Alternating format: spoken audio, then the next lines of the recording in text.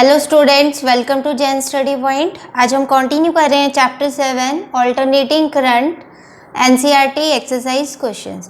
Question 7.1 is a 100 ohm resistor, resistance हमें given है 100 ohm is connected to 220 volt. ये हमें क्या गिवन है?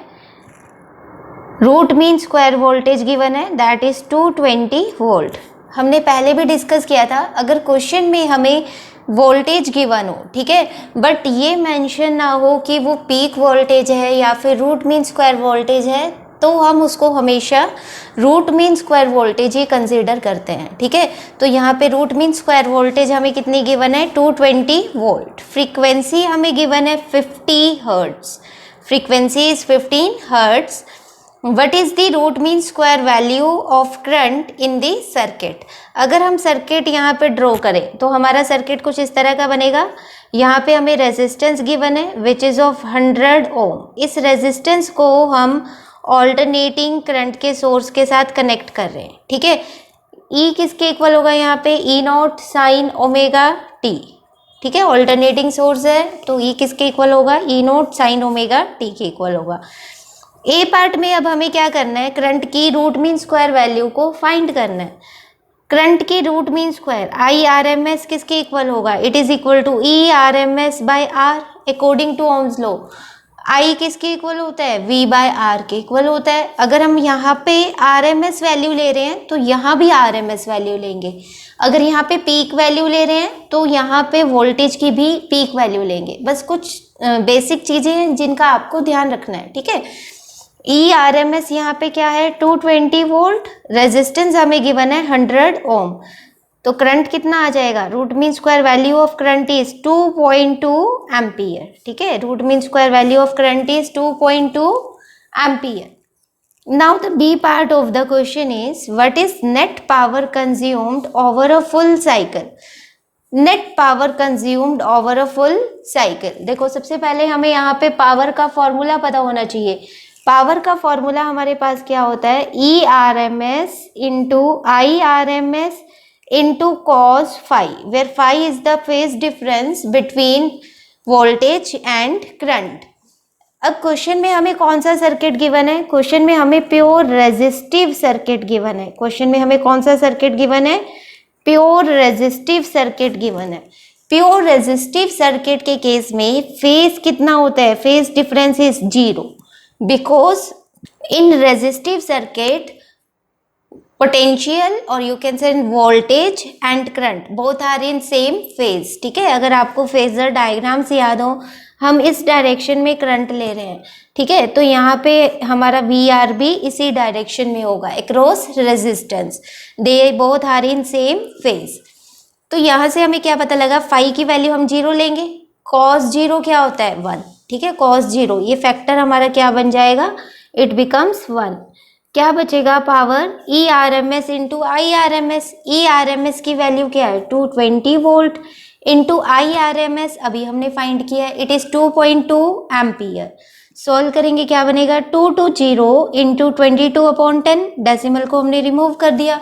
22 इंटू 22 इट बिकम्स 484 वॉट। ठीक है, ऐसे units of power is watt. तो हमारा आंसर क्या आ गया? Power is 484 what.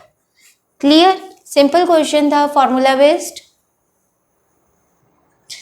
Question 7.2 is a part the peak voltage of an alternating current supply is 300 volt.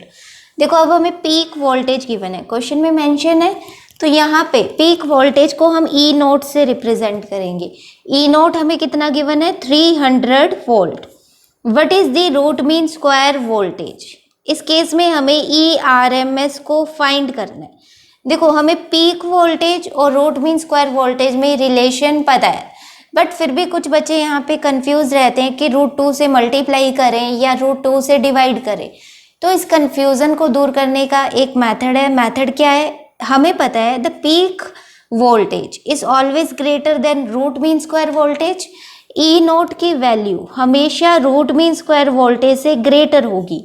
ठीक है, अगर हमें ई नोट फाइंड करना है, ई नोट फाइंड करना है तो हम रूट 2 से मल्टीप्लाई करवा देंगे ERMS को, ठीक है। जब आप किसी फैक्टर से मल्टीप्लाई कर रहे हो तो ऑब्वियसली उस टर्म की वैल्यू क्या आएगी, ग्रेटर आएगी। अगर हमें ERMS फाइंड करना है तो हम पीक वैल्यू को √2 से डिवाइड कर देंगे, ठीक है, because root mean square value की पीक वैल्यू से लेस होती है, ठीक है। Root mean square value peak value से लेस होती है तो हम √2 से डिवाइड करेंगे। अब हमें यहाँ पे इस क्वेश्चन में रूट मीन स्क्वायर वैल्यू को फाइंड करना है, तो हम कैसे करेंगे, root mean square value of voltage E0 हमें गिवन है 300 वोल्ट अपॉन √2। इट बिकम्स, देखो इसको ऐसे लिख सकते हैं 300 इंटू √2 बाय √2 इंटू √2। देखो ऐसे सिंपल हो जाएगा ये। इट बिकम्स 300 इंटू √2 क्या होता है 1.414 अपॉन 2। ये बन जाएगा 150 into 1.414 which is equal to 212.1 volt. The EMS value, the RMS value of voltage here, in question में क्या वैल्यू आ गई, 212.1 वोल्ट। अब इसी क्वेश्चन का बी पार्ट देखते हैं। In the B part of this question the RMS value of current in an AC circuit is 10 ampere. Current की root mean square value हमें गिवन है, that is 10 ampere. What is the peak current, अब इस question में हमें peak value of current को find करना है। देखो पीक करंट की value root mean square value से ग्रेटर होगी, तो पीक वैल्यू को हम कैसे लिख सकते हैं, इट इज √2 इंटू IRMS, ठीक है। It is √2 into IRMS। √2 into IRMS हमें क्या गिवन है, 10 एम्पियर। It becomes 1.414 into 10। इसको फर्दर सॉल्व करते हैं, डेसिमल को रिमूव कर देंगे, यहाँ पे क्या आ जाएगा अपॉन 1000 इंटू 10। ये बन जाएगा 14.14 एम्पियर, ठीक है।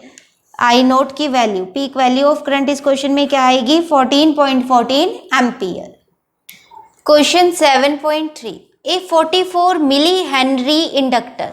देखो इस क्वेश्चन में हमें इंडक्टेंस गिवन है, L की वैल्यू क्या गिवन है 44 milli henry which is 44 into 10⁻³ henry is connected to 220 volt. ये हमें क्या गिवन है ERMS, ठीक है, पोटेंशियल की RMS वैल्यू गिवन है, दैट इज 220 वोल्ट।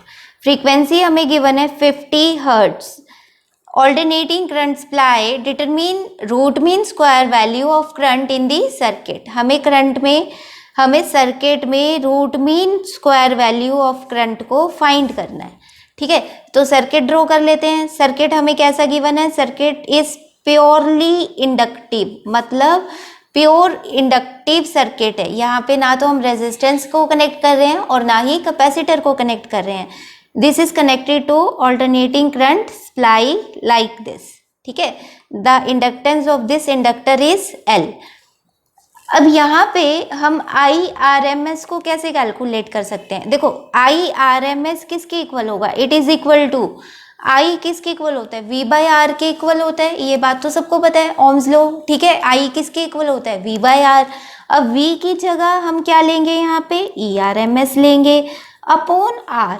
देखो रेजिस्टेंस होता तो हम R ले लेते, बट हमें क्वेश्चन में क्या गिवन है इंडक्टर, तो इंडक्टर के लिए हम यहाँ पे क्या लेंगे inductive reactance, that is XL। Resistor है तो रेजिस्टेंस, कैपेसिटर है तो कैपेसिटिव रिएक्टेंस, इंडक्टर है तो inductive reactance, that is XL। XL हमें फाइंड करना पड़ेगा। XL किसके इक्वल होता है, it is equal to omega L। Omega किसके इक्वल होता है 2 pi mu into L। XL किसके इक्वल आ जाएगा 2 pi mu L। Values put करते हैं, XL आ जाएगा 2 into pi, pi is 3.14 into frequency हमें गिवन है 50 hertz into L is 44 into 10⁻³ Henry. Further simple multiplication है, मल्टीप्लाई करवा देंगे सारी टर्म्स को, तो हमारे पास XL आएगा 13.83 ओम, ठीक है। XL it is inductive reactance, inductive reactance के यूनिट्स क्या होते हैं ohm. It becomes 13.83 ohm. Now we have to find IRMS।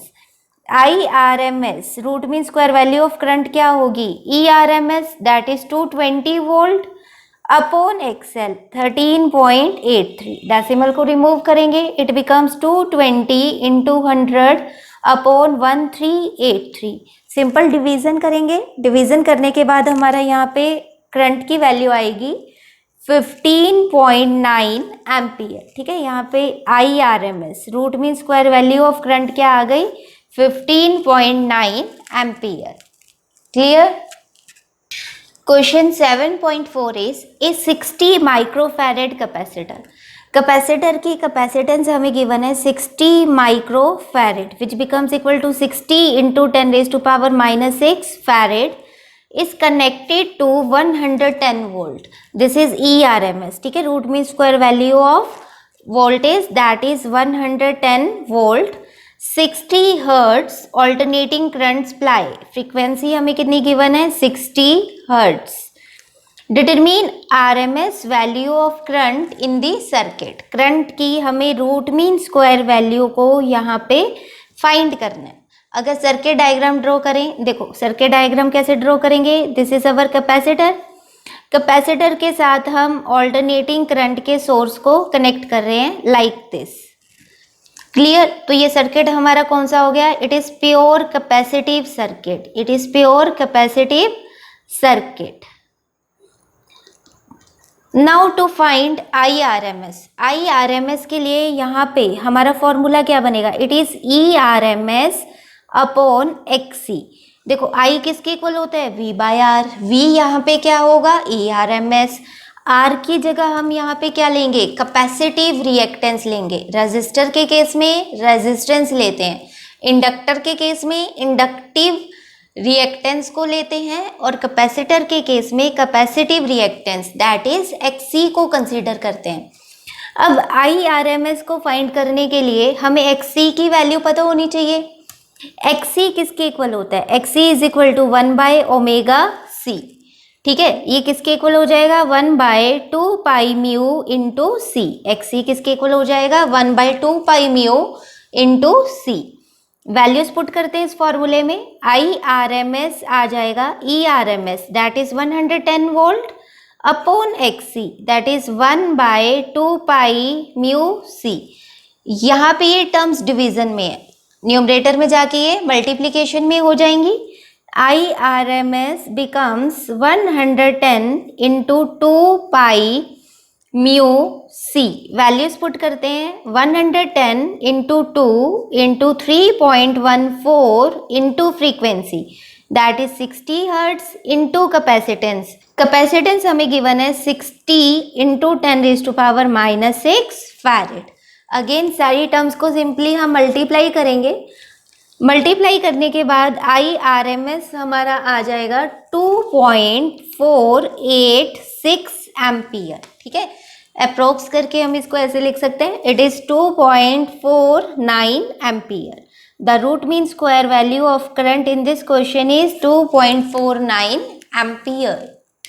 Question 7.5 is in questions 3 and 4 what is the net power absorbed by each circuit over a complete cycle, explain your answer। देखो question 3 and 4 की अगर बात करें, question 3 जो question 3 था that is pure inductive circuit. ठीक है, question 3 हमारा क्या था, प्योर इंडक्टिव सर्किट था। और जो क्वेश्चन 4 था that is pure capacitive circuit, that is pure capacitive circuit. देखो क्वेश्चन 3 का अगर सर्किट डायग्राम ड्रॉ करें तो हमने कुछ इस तरह से सर्किट डायग्राम को वहाँ पे ड्रॉ किया था। ठीक है, यहाँ पे हमें क्या गिवन है, ऑल्टरनेटिंग करंट का सोर्स गिवन है। क्वेश्चन 4 के केस में हमें सर्किट डायग्राम्स कुछ इस तरह का गिवन था, it is a pure capacitive circuit like this. अब हमें क्या बताना है, what is the net power absorbed by each circuit over a complete cycle. Net power कितनी एब्जॉर्ब हो रही है ओवर अ कंप्लीट साइकिल। उसके लिए देखो पावर का फॉर्मूला क्या होता है, एवरेज पावर का फॉर्मूला क्या होता है, E R M S into I R M S into cos phi. अगर प्योर इंडक्टिव सर्किट की बात करें, ठीक है, in case of pure inductor, in case of pure inductor, inductor के केस में वोल्टेज लीड करती है करंट को बाय फेज फाई, ठीक है। अगर हम यहाँ पे फेजर डायग्राम ड्रॉ करें तो यहाँ पे हमारा VL होता है, यहाँ पे हम VR ले रहे हैं, तो जो हमारी ये VL है ये लीड कर रही है यहाँ पे करंट को, ठीक है। करंट और ये दोनों सेम फेज में होते हैं बाय पाई बाय 2, इसलिए हम यहाँ पे फाई की वैल्यू को क्या लेंगे, पाई बाय 2 लेंगे, ठीक है। फाई फेज हमारा यहाँ पे क्या होगा, पाई बाय 2।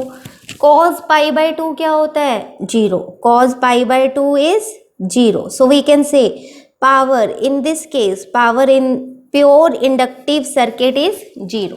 क्लियर। फिर हम बात करते हैं in pure capacitive circuit, in pure capacitive circuit. Pure capacitive circuit के केस में जो पोटेंशियल होता है, वोल्टेज होती है, that lags behind current by phase pi by 2। इस तरह से हम फेजर डायग्राम ड्रॉ करते हैं। यहाँ पे हमारा करंट है and this is our VC, ठीक है। VC क्या कर रही है, लैग्स कर रही है behind current by phase 5 by 2। Again यहाँ पे फेज कितना आ गया, पाई बाय 2 का आ गया, and cos pi by 2 is 0। In this case also the power is 0, ठीक है। The average power in pure capacitive circuit is also said to be 0। Clear? Next question 7.6 is obtain the resonant frequency omega r of a series LCR circuit। हमें यहाँ पे resonant frequency omega are को find करना है, ठीक है।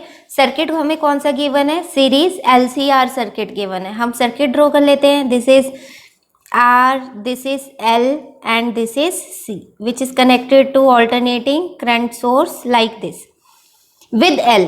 L की value हमें क्या गिवन है, 2 हेनरी। कैपेसिटेंस की value 32 micro farad, that is it is equal to 32 into 10⁻⁻6 farad. Resistance हमें गिवन है 10 ओम, रेजिस्टेंस R हमें गिवन है 10 ohm. What is the Q value of this circuit. देखो इस क्वेश्चन में हमें दो चीजें फाइंड करनी है। सबसे पहले हमें रेजोनेंट फ्रीक्वेंसी ओमेगा आर को फाइंड करना है, और फिर इसी क्वेश्चन में हमें Q फैक्टर, Q वैल्यू को फाइंड करना है। पहले रेजोनेंट फ्रीक्वेंसी की बात करते हैं, ठीक है। रेजोनेंट फ्रीक्वेंसी ओमेगा आर की वैल्यू क्या होती है, 1/√LC, 1/रूट ऑफ L हमें क्या गिवन है, 2 हेनरी। कैपेसिटेंस गिवन है 32 इंटू 10⁻⁻6 फैरेड। इसको सॉल्व करेंगे क्या बनेगा, 1/रूट of 2 into 32, it becomes 64 into, देखो रूट में है 10⁻⁻6, ठीक है। इसको हम ऐसे लिख सकते हैं 10⁻³ इंटू 10⁻⁻3, ठीक है। तो रूट से बाहर लेके आएंगे तो क्या बन जाएगा, 10⁻⁻3, तो ये बन जाएगा 10⁻⁻3, इट बिकम्स 1000। देखो -3 को ऊपर ले गए, पॉजिटिव हो जाएगी पावर, 1000/√64 किसके इक्वल होगा, 8 के इक्वल होगा। इसको सोल्व करेंगे तो क्या आ जाएगा, 125 radian per second. Angular frequency के ऐसे यूनिट्स क्या होते हैं, रेडियन पर सेकेंड। फिर इसी क्वेश्चन में हमें क्या फाइंड करना है, Q value of this circuit. देखो Q फैक्टर के दो फॉर्मूले हमने डिस्कस किए थे थ्योरी लेक्चर्स में। एक था इन टर्म्स ऑफ बैंडविड्थ, वो क्या था, ω/2 डेल्टा ओमेगा, और दूसरा फॉर्मूला था हमारे पास 1/R√L/C। अब इस क्वेश्चन में बैंडविड्थ तो कहीं भी यूज नहीं हो रही है, ठीक है, तो हम ये वाला फॉर्मूला यहाँ पे अप्लाई नहीं करेंगे, हम ये वाला फॉर्मूला इस क्वेश्चन में अप्लाई करेंगे, ठीक है। करते हैं। Q किसके इक्वल है, 1/R, R हमें गिवन है 10 ohm, root of L, L is 2 henry, L की वैल्यू हमें क्या गिवन है, 2 henry, upon capacitance C is 32 into 10⁻⁻6 farad. Solve करेंगे इसको, यहाँ पे हमारे पास 16 आ जाएगा, ठीक है। इसको ऐसे लिख सकते हैं 1/10 इंटू रूट ऑफ 10⁻⁻6/16, 10⁻⁻6 को क्या लिखेंगे, जैसा कि हमने यहाँ पे लिखा था 10⁻³ इंटू 10⁻³ सॉल्व करेंगे तो क्या आएगा 10⁻³ अपॉन 16 को 4 इंटू 4 लिखेंगे, ठीक है। तो बाहर क्या आ जाएगा 4। सॉल्व करते हैं इसको, ये क्या बन जाएगा हमारे पास, इट बिकम्स, यहाँ पे पावर पॉजिटिव आएगी, देखो डिनोमिनेटर में नेगेटिव है, न्यूमरेटर में लेके जाएंगे तो पावर क्या हो जाएगी, यहाँ पे पॉजिटिव हो जाएगी। इट बिकम्स 100/4, एक जीरो यहाँ पे कैंसिल हो जाएगी, 100/4 it is 25। Q factor basically एक न्यूमेरिकल वैल्यू है, एक नंबर है, इसके कोई भी ऐसे यूनिट्स नहीं होते, ठीक है। तो क्यू वैल्यू हमारी क्या आ गई 25। This is the answer of this question. Next question 7.7 is a charged 30 microfarad capacitor की कैपेसिटेंस हमें गिवन है 30 microfarad, that it is equal to 30 into 10⁻⁻6 farad is connected to 27 milli henry inductor. Inductor की inductance को हम L से represent करते हैं। L हमें गिवन है 27 milli henry, it is equal to 27 into 10⁻³ henry. What is the angular frequency of free oscillations of the circuit? देखो इस क्वेश्चन में हमें क्या फाइंड करना है, angular frequency of free oscillations, मतलब यहाँ पे हमें रेजोनेंट फ्रीक्वेंसी को फाइंड करना है, ठीक है। रेजोनेंट फ्रीक्वेंसी का फॉर्मूला क्या होता है, इट इज़ 1/√LC। वैल्यूज हमें गिवन है L की भी और C की भी, सिंपल फार्मूला बेस्ड क्वेश्चन है। वैल्यूज को यहाँ पे पुट कर देते हैं। ओमेगा आर किसके इक्वल आएगा, 1/√L। L is 27 into 10⁻³ henry, capacitance is 30 into 10⁻⁻6 farad. इसको सॉल्व करते हैं, it becomes 1/√27 into 30 into 10⁻6 into -3, it becomes 10⁻⁹। फिर इसको फर्दर सॉल्व करते हैं। देखो 27 को क्या लिख सकते हैं, 27 को हम लिख सकते हैं 3 इंटू 9, ठीक है, इंटू 3, ये वाला 3, 10⁻⁻9 प्लस 1, इट बिकम्स 10⁻⁸। फिर 9 को हम फर्दर क्या लिख सकते हैं, इट इज़ 3 इंटू 3 इंटू 3, 9 को हमने फैक्टर्स बना लिए, ठीक है, 3 इंटू 3 इंटू 3 इंटू 10⁻⁸। देखो अब इस स्क्वायर रूट को सॉल्व करना बहुत ईजी हो गया। 3 इंटू 3, यहाँ से एक 3 बाहर आ जाएगा, ठीक है। ओमेगा आर किसके इक्वल आएगा, 1/3 इंटू, इन दोनों में से एक 3 बाहर आ जाएगा, इंटू 3 इंटू 10⁻⁸ को क्या लिख सकते हैं, देखो यहाँ साइड पे कर रहे हैं, 10⁻⁸ को लिख सकते हैं हम 10⁻⁴ इंटू 10⁻⁴। तो स्क्वायर रूट को जब सोल्व करेंगे तो यहाँ पे हमारे पास क्या आ जाएगा 10⁻⁴। It becomes equal to 10⁻⁴/9। इसको ऐसे लिख सकते हैं हम 10/9 इंटू 10⁻3। 10/9 किसके इक्वल होता है, it is 1.1। So omega is 1.1 into 10⁻3 radian per second. Resonant frequency हमारी क्या आ गई, 1.1 into 10⁻3 radian per second. Clear. Question 7.8 is suppose the initial charge on capacitor in above question is 6 millicoulomb। देखो question हमें क्या given है, यहाँ पे हमें एक कैपेसिटर गिवन है जो पहले से ही चार्ज्ड है, इनिशियली चार्ज्ड, मतलब जब टाइम 0 है, t0 है, उस टाइम पे कैपेसिटर पे चार्ज हम क्या ले रहे हैं, Q0 ले रहे हैं, ठीक है। चार्ज की वैल्यू हमें क्या गिवन है, it is 6 milli coulomb which is equal to 6 into 10⁻³ coulomb. What is the total energy stored in capacitor initially हमें ये बताना है total energy stored in capacitor, what is the total energy at later time. देखो जो question 7.7 था उसमें हमें capacitor given है और एक इंडक्टर गिवन है, तो हमारा सर्किट डायग्राम कुछ इस तरह का बनेगा। इंडक्टर की इंडक्टेंस हमें गिवन है 27 milli henry, it is 27 into 10⁻³ henry. Capacitance हमें गिवन है 30 microfarad which is equal to 30 into 10⁻⁻6 farad.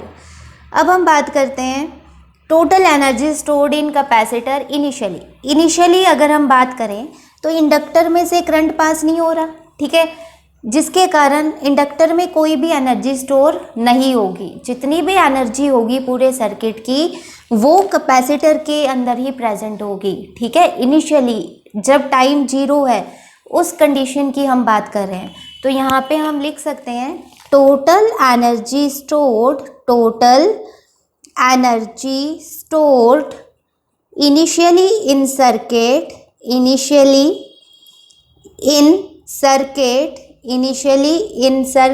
Is equal to energy stored इन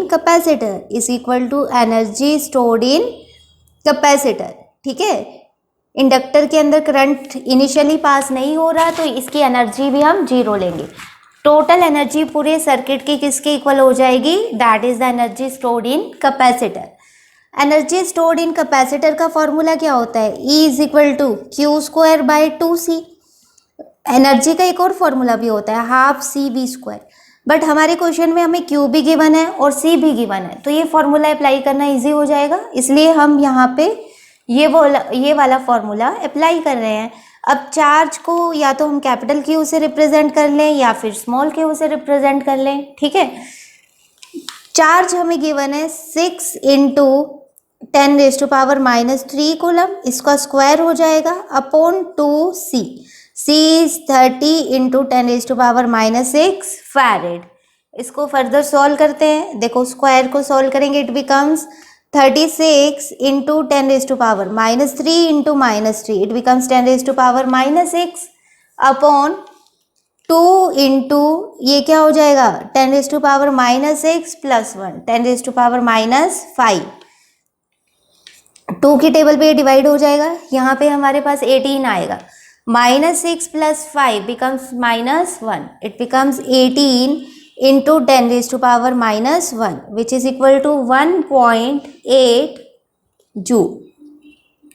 यहाँ पे ये 3 भी आएगा, ठीक है, 2 इंटू 3 हो जाएगा ना, यहाँ पे इंटू 3 कर देते हैं, अपॉन में 3 हो जाएगा, यहाँ भी अपॉन में 3 हो जाएगा, 1.8 upon 3 it is equal to 0.6 joule. Energy किसके इक्वल आएगी यहाँ पे 0.6 जूल। अब इसी क्वेश्चन में हमसे एक बात और पूछ रहे हैं, what is the total energy at later time. जब टाइम की वैल्यू इंक्रीज होगी, ठीक है, उस टाइम पे टोटल एनर्जी किसके इक्वल होगी। देखो अगर हमसे क्वेश्चन में ये पूछा जाता what is the value of energy in capacitor and inductor at later time, देखो जैसे जैसे टाइम इंक्रीज करेगा कैपेसिटर डिस्चार्ज होगा, कैपेसिटर की एनर्जी लेस होगी और इंडक्टर की एनर्जी इंक्रीज करेगी, ठीक है, जैसे जैसे टाइम इंक्रीज कर रहा है। देखो क्वेश्चन में हमें इनिशियली क्या गिवन है, कैपेसिटर चार्ज्ड है, इसका मतलब क्या है पूरे सर्किट की जितनी भी एनर्जी है वो कैपेसिटर के अंदर प्रेजेंट है, ठीक है। अब जैसे जैसे टाइम इंक्रीज होगा, टाइम मूव करेगा, वैसे वैसे कैपेसिटर डिस्चार्ज होगा, जिसके कारण कैपेसिटर की एनर्जी डिक्रीज होगी और इंडक्टर की एनर्जी इंक्रीज होगी। अगर मान लो किसी टाइम पे एट एनी टाइम टी हम बात करें, at any time T capacitor की एनर्जी EC से लिख रही हूँ मैं, ठीक है, कैपेसिटर की एनर्जी हमारे पास है 0.2 जूल, ठीक है, 0.2 जूल या फिर 0.4 जूल ले लो, ठीक है। कैपेसिटर की एनर्जी हमारे पास है 0.4 जूल। बाकी की जो 0.2 जूल है, देखो टोटल कितनी होनी चाहिए थी 0.6 जूल। अब कैपेसिटर की एनर्जी कितनी है 0.4 जूल, तो बाकी की जो 0.2 जूल है वो कहाँ पे होगी, that is the energy stored in inductor. Inductor की एनर्जी कितनी होगी 0.2 joule. Total energy always remains constant, total energy हमेशा क्या रहेगी 0.6 जूल ही रहेगी। तो क्वेश्चन में हमसे क्या पूछा जा रहा है, what is the total energy at later time, तो आप क्या लिखोगे, total energy will remain same as there is no loss in energy, ठीक है। यहाँ पे हम लिख लेते हैं total energy will remain same as there is no loss of energy। तो टोटल एनर्जी हमारी क्या रहेगी 0.6 जूल। ठीक है, clear.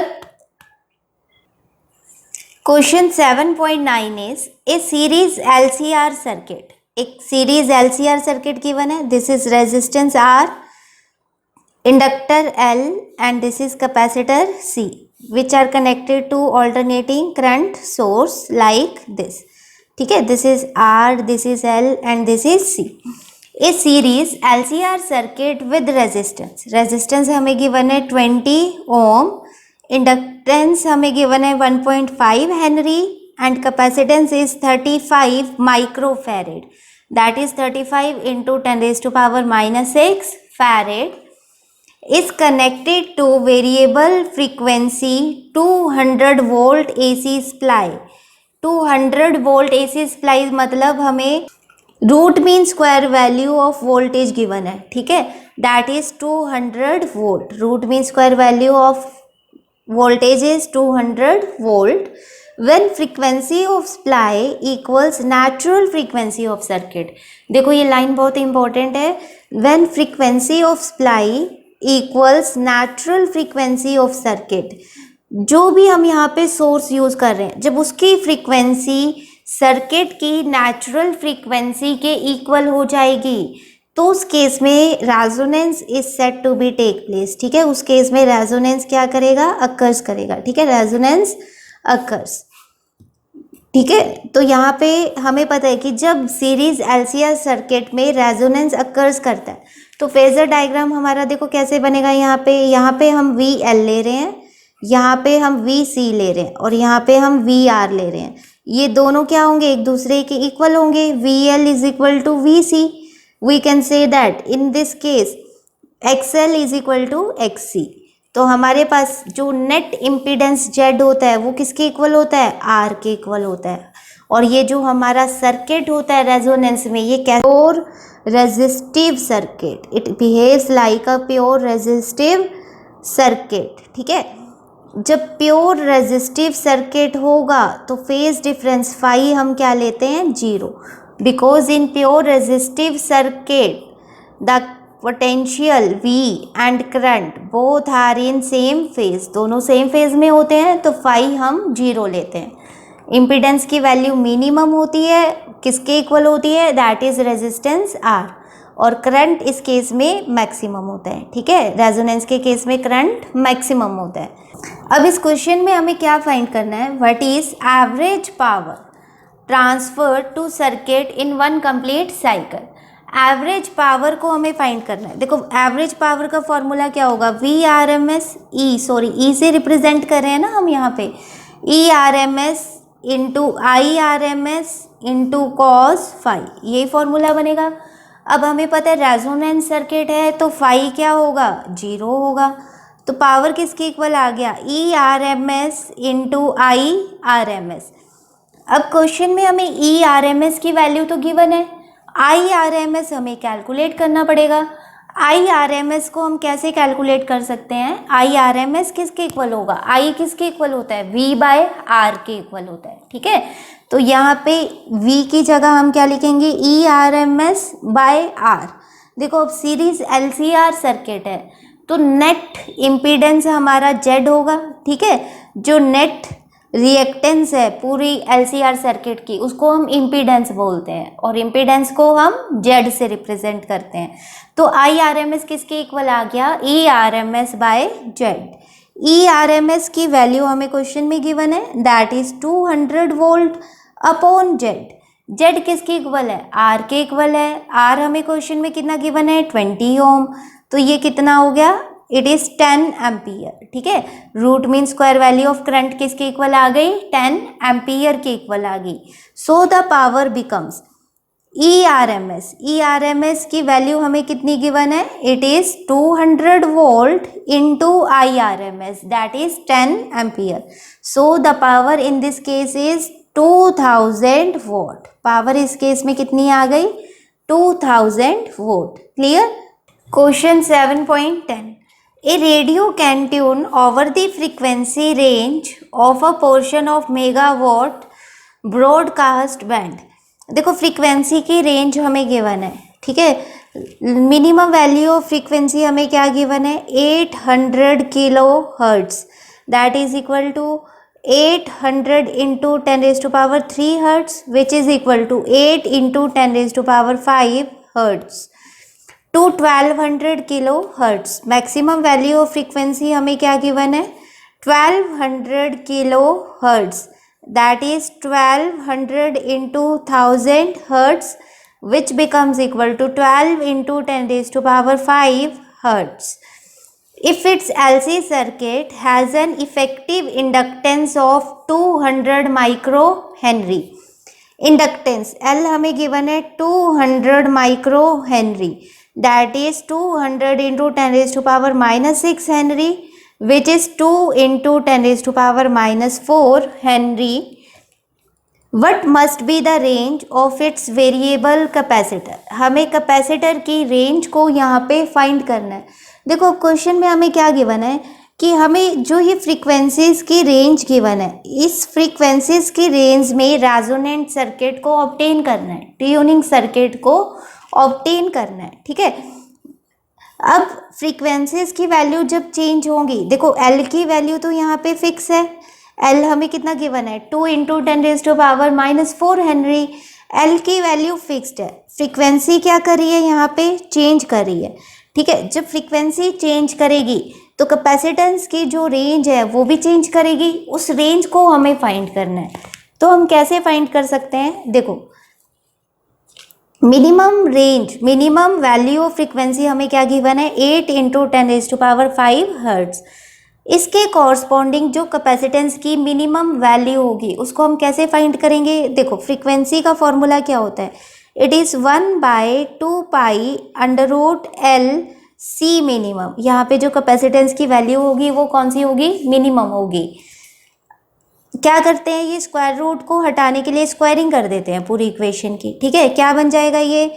Mu square minimum is equal to 1/4π² into L C minimum. यहाँ से सी मिनिमम कैपेसिटेंस की मिनिमम वैल्यू क्या आएगी? 1/4π² into L into mu square minimum, ठीक है। अब हम क्या करेंगे? सारी टर्म्स की वैल्यूज़ को यहाँ पे पुट कर देते हैं।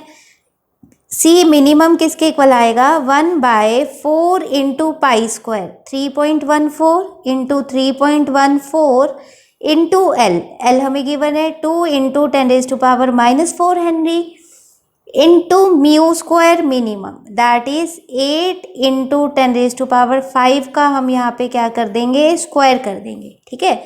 फर्दर इसको सॉल्व करते हैं। ये क्या बनेगा? 1/4 into 3.14 into 3.14 into 2 into 10⁻⁻4 into 64 into 10⁻5 into 10⁻5 becomes 10⁻10। Simple, पहले सारी टर्म्स को मल्टीप्लाई करेंगे और फिर डिवाइड कर देंगे, ठीक है। मल्टीप्लाई करने पे हमारे पास आएगा 5048.1152 इंटू 10⁻6, ठीक है। डिवाइड करने पे हमारे पास आ जाएगा 197.7 pico farad, which is equal to 198 pico farad. Pico farad का मतलब क्या होता है? It is 198 into 10⁻⁻12 farad. Clear?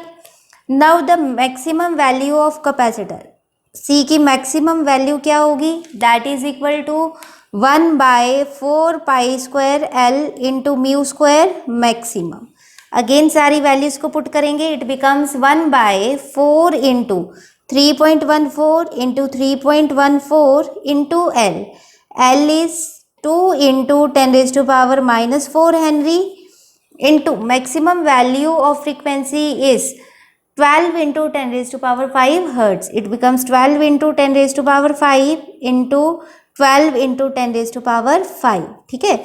Simple सारी टर्म्स को हम मल्टीप्लाई करेंगे। It becomes 1/4 11,358.26 into 10 raised to power 6, which is equal to 87.8 picofarad, that it is approximate equal to 88 picofarad, 88 picofarad. So we can say that for this range of frequencies, जो हमें frequencies की ये वाली range given है, ठीक है, इसके लिए कैपेसिटेंस की जो रेंज होगी दैट इज फ्रॉम 88 पिकोफैरेड से कहाँ तक होगी, टू 198 पिकोफैरेड, ठीक है. This is the range of capacitance, 88 picofarad to 198 picofarad. Question 7.11 is a series LCR circuit connected to a variable frequency 230 volt source has inductance. देखो हमें यहाँ पे root mean square value of voltage given है that is 230 volt, has inductance, inductance is 5 henry, capacitance is 80 microfarad, that is 80 into 10 raise to power -6 farad. Resistance हमें given है 40 ohm, resistance is 40 ohm. A part, determine the source frequency which derives the circuit in resonance. हमें source frequency को यहाँ पे calculate करना है which drives the circuit in resonance. देखो source frequency का फॉर्मूला यहाँ पे क्या होगा, A part resonance में एंगुलर फ्रीक्वेंसी ओमेगा आर किसके इक्वल होती है, it is equal to 1/√LC which is 1/√ L क्या है 5 henry into C is 80 into 10 raise to power -6 farad which becomes equal to 8 5 जा is 40 into 10 raise to power -6 + 1 becomes 10 raise to power -5, या इसको ऐसे ही रहने दो. 5 इंटू 80 क्या होगा यहाँ पे 400 हो जाएगा, ठीक है, इंटू 10 रेज़ टू पावर -6. देखो अब स्क्वायर रूट को सॉल्व करना इजी हो गया, ये क्या बन जाएगा 1/20 into 10 raise to power -3 which becomes equal to 1000/20 which is 50 radian per second, ठीक है, रेडियन पर सेकेंड. ऐसा units of omega angular frequency is radian per second. B part of the question is obtain impedance of the circuit and amplitude of current at the resonating frequency. देखो यहाँ पे हमें एक तो impedance की value find करनी है and second thing the amplitude of current at the resonating frequency. Impedance को हम जेड से रिप्रेजेंट करते हैं, it is equal to √R² plus XL minus XC का होल स्क्वायर, ठीक है, ये फॉर्मूला होता है हमारे पास इम्पीडेंस का, which is equal to √R² plus XL किसके इक्वल होगा omega L minus XC 1/ωc का होल स्क्वायर. अगर रेजोनेंस पे बात करें, at resonance XL is equal to XC, that means omega L is equal to 1/ωc. ये वाली पूरी टर्म हमारी जीरो हो जाएगी, omega L is equal to 1/ωc. Z किसके इक्वल होगा आर के इक्वल होगा, ठीक है, रेजोनेंस में इम्पीडेंस जेड किसके इक्वल होता है आर के इक्वल होता है. So we can say that Z is equal to R की वैल्यू हमें कितनी गिवन है 40 ओम. इस क्वेश्चन में इम्पीडेंस जेड कितना आ गया 40 ओम. फिर इसी बी पार्ट में we have to calculate amplitude of current at the resonating frequency. Amplitude of current को हम कैसे फाइंड कर सकते हैं, देखो peak value of current I nought किसकी इक्वल होती है, इट इज E0/Z. रेजोनेंस के केस में आर किसके इक्वल होता है जेड के इक्वल होता है, ठीक है. यहाँ पे आई नोट ले रहे हैं, पीक वैल्यू ले रहे हैं करंट की, तो यहाँ पे वोल्टेज की भी पीक वैल्यू ही हम कंसीडर करेंगे, ठीक है. ई नोट किसके इक्वल है, यहाँ पे ई नोट हमें फाइंड करना पड़ेगा, ठीक है. ई नोट को हम कैसे फाइंड कर सकते हैं, E naught is √2 times of ERMS. Peak value is always greater than root mean square value, ठीक है. तो जब भी हमें पीक वैल्यू फाइंड करनी होगी तो रूट मीन स्क्वायर वैल्यू को हम √2 से मल्टीप्लाई करेंगे, it becomes √2 into ERMS, that is 230 volt. ठीक है, ये हमारे पास क्या आ गई, ई नोट की वैल्यू आ गई। हम यहाँ पे पुट कर देते हैं, ये क्या बन जाएगी, √2 इंटू 230 अपॉन 40। सॉल्व करेंगे इसको, 0 से 0 यहाँ पे कैंसिल हो जाएगा। √2 किसके इक्वल होता है, 1.414 इंटू 23/4। इसको सॉल्व करेंगे सिंपल, तो करंट हमारे पास आ जाएगा यहाँ पे 8.13 एम्पियर। ठीक है, peak value of current I nought किसके इक्वल आ गई, 8.13 एम्पियर। अगर हमें यहाँ पे करंट की root mean square value calculate करनी हो, ठीक है, इसको एक अलग से बॉक्स में इस तरह से पुट कर लेते हैं। ठीक है, now the root mean square value of current that is ERMS by Z. ERMS हमें कितना गिवन है, 230 volt upon Z is 40 ohm, 23/4 which is equal to 5.75 ampere. ठीक है, it is equal to 5.75 ampere. Clear. C part of the question is, C part में अब हमें क्या given है, देखो, determine the root mean square potential drops across the 3 elements of the circuit. देखो circuit के 3 एलिमेंट्स हैं, रेजिस्टेंस, कैपेसिटेंस एंड इंडक्टेंस। तीनों के अक्रॉस हमें पोटेंशियल ड्रॉप को फाइंड करना है। ठीक है, पहले बात करते हैं across inductor L, across inductor L, VL किसके इक्वल होगा, that is equal to IRMS into XL।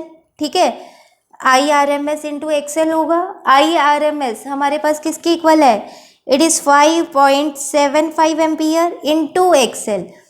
XL किसके इक्वल होता है, ओमेगा L के इक्वल होता है। ठीक है, ओमेगा की वैल्यू क्या है, हमने यहाँ पे कैलकुलेट की थी, देखो ओमेगा R कितना था, 50 रेडियन पर सेकेंड।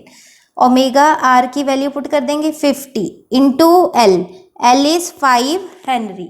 ठीक है, it becomes 5.75 into 50 into 5 which becomes equal to 1437.5 volt. ठीक है, this is the potential drop across inductor. Now we have to find potential drop across capacitor C, which is equal to VC is equal to IRMS into XC। XC किसके equal होता है, 1/ωc के equal होता है। ठीक है, तो यहाँ पे VC हमारा क्या बन जाएगा, IRMS क्या है, 5.75 into XC which is 1/ωc। 1/ω की वैल्यू है 50 इंटू कैपेसिटेंस C, इसकी वैल्यू है 80 इंटू 10⁻⁻6 फैरेड। इसको फर्दर सॉल्व करेंगे तो हमारे पास क्या आ जाएगा, इट इज 5.75 अपॉन 5 8 40। ठीक है, फिर फर्दर इसको सॉल्व करते हैं, देखो 10⁻⁻6 प्लस 1 10⁻⁻5 प्लस 1 10⁻⁻4 -4 प्लस जो 5 इंटू 8 करके 40 आएगा, यहाँ पे क्या बन जाएगा 10⁻³ इट बिकम्स 4 इंटू 10⁻+3 -3 को ऊपर ले आएंगे, इट बिकम्स 10⁻3। सॉल्व करेंगे इसको, सिंपल डिवाइड करेंगे, इट बिकम्स 1437.5 वोल्ट। ठीक है, this is the potential drop across capacitor. आप देख सकते हो potential drop across inductor is equal to potential drop across capacitor. फिर हमें क्या फाइंड करना है, potential drop across resistance R। यहाँ पे लिखते हैं अक्रॉस रेजिस्टेंस R। VR किसके इक्वल होगा, it is IRMS into R। IRMS हमें कितना गिवन है, 5.75 ampere, it becomes 5.75 into R। R की वैल्यू हमें गिवन है 40 ohm which becomes equal to 230 volt, it becomes equal to 230 volt. फिर इस क्वेश्चन में हमें एक चीज़ और फाइंड करनी है, show that potential drop across LC combination is 0 at resonating frequencies. देखो LC कॉम्बिनेशन की अगर बात करें, फेजर डायग्राम ड्रॉ करें, इधर हम क्या ले रहे हैं VL, इधर हम क्या ले रहे हैं, VC, और यहाँ पे हमारे पास क्या प्रेजेंट है, VR प्रेजेंट है। रेजोनेंस के केस में VL किसके इक्वल होता है, VC के इक्वल होता है। ये दोनों पोटेंशियल्स क्या होते हैं, 180 डिग्री आउट ऑफ फेज होते हैं, ये दोनों कैंसिल हो जाएंगे। नेट पोटेंशियल हमारे पास क्या बचता है, VR बचता है, ठीक है। इसलिए हम कहते हैं कि रेजोनेंस पे LCR सर्किट कैसे बिहेव करता है, like a pure resistive circuit, like a pure resistive circuit. अब हमें क्या करना है, यहाँ पे प्रूव करना है कि VL और VC यहाँ पे एक दूसरे को कैंसिल कर देंगे, ठीक है, इस जीरो एट रेजोनेटिंग फ्रीक्वेंसी। देखो VL की वैल्यू हमारे पास क्या आ रही है, VL इज 1437.5 वोल्ट, VC हमारे पास क्या आ रहा है, 1437.5 वोल्ट। अगर हम potential drop across LC combination की बात करें, ठीक है, across LC combination at resonant frequency किसके इक्वल होगा, ये पोटेंशियल ड्रॉप का फॉर्मूला क्या होता है, IR। यहाँ पे IRMS इंटू R की जगह क्या आएगा, ओमेगा, देखो यहाँ पे क्या आएगा, ओमेगा L माइनस 1/ωc आएगा, ठीक है। रेजोनेंट फ्रीक्वेंसी की हम बात करेंगे, यहाँ पे IR ये क्या है, इम्पिडेंस है of the LC combination, which becomes IRMS। देखो ओमेगा L यहाँ पे किसके इक्वल होगा, 1/ωc के इक्वल होगा। It is 1437.5 minus 1437.5 which is said to be 0. So we can say that potential drop across LC combination is said to be 0. Hence proved. Clear? So this is all about the NCERT exercise questions. Thank you so much.